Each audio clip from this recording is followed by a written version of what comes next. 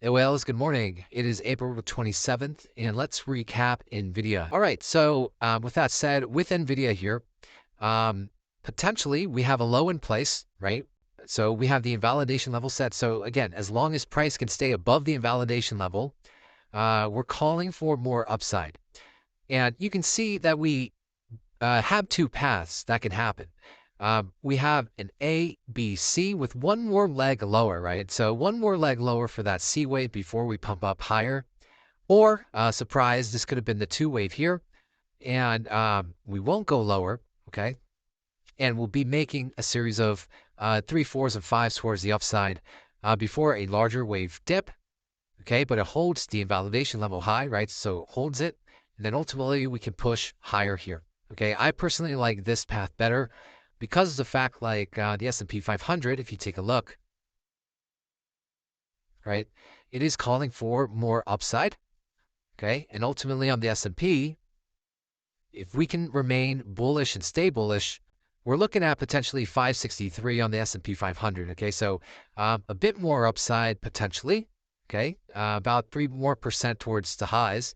So that'll correlate with sort of Nvidia here, maybe pushing above this high. Okay, it is lagging a little bit. Nvidia, we still haven't broken 115, so that's the only concern here. That's why that second path where we go one more wave deeper before we push up higher still can happen because we did not break above this high yet. Okay, that's why.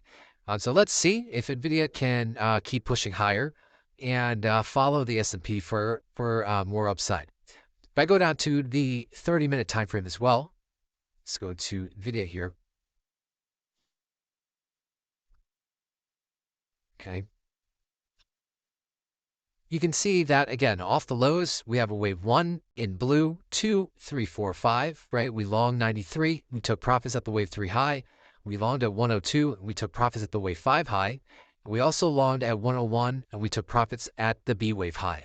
Okay, so we're seeing whether or not Nvidia can continue pushing higher, right, with the S&P 500 for us to actually break above this level at 115, right? This is going to be very crucial, guys. If Nvidia can break above this, we're still in a bullish sequence, right? And this is essentially what's going to happen. We break the highs, we make a 3-wave dip here like this, and we're still bullish and we keep going further and further. If not, then of course the second wave or second path can go something like this, okay? And this is a little bit sketchy, right? Because it's getting very close to that invalidation level low. So we don't want this, right? We want Nvidia to break above 115 and continue higher. And we want Nvidia to do something like this, right? At least hold the validation level lows. Now, again, it is getting a little bit sketchy here, guys, to be longing for a swing trade because of the fact that we are at some take profit zones from the lows. So the banks and the algos, they're looking at 116, 110 as sort of this area to take profits at from people that longed here and longed here. So you got to be a little bit careful, okay?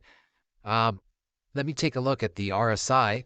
So we are erasing divergence. However, there is some bearish divergence going to form, right? If NVIDIA does one more leg higher. Okay, so if NVIDIA does this one more time, there's going to be bearish divergence starting to form where there's going to be some pressure, okay, coming down like this into the future. So you got to be careful here. All right, if you're going to long NVIDIA, you want to make sure that you're only taking day trades and you're only longing on the 1-minute time frame, right? Rather than taking swings. In terms of swings, you want to wait until we get a little bit of higher, larger dip and then buy the dip before it goes up even more. Okay. So let's see, right? I'll give you guys an update every single day. Don't worry, right? I'm here with you guys and have a great rest of your Sunday.